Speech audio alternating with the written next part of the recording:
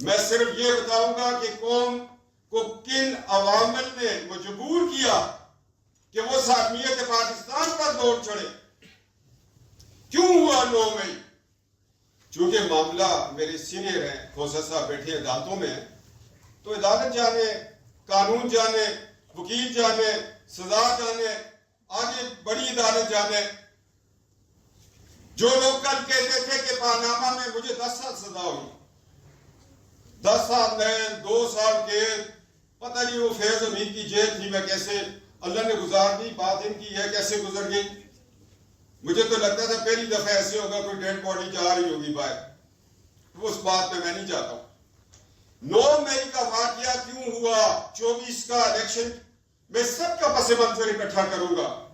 مجھے یہ بتایا جائے کہ قائد اعظم کا سارا زندگی کا ایک کتابچہ مادر ملت کے یہاں ذہن میں تھا کہ میرا بھائی کیوں اس پاکستان کو بنانا چاہ رہا ہے، بر صغیر کے مسلمانوں کی کیا ضرورت ہے.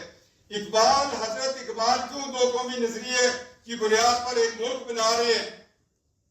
میری زندگی کی اگر میں کہوں، میں فوجی بھی ہوں، میں نے جتنا نالائق جنرل ایوب کو دیکھا، کوئی جنرل اس کے بعد اتنا نالائق نہیں ہے.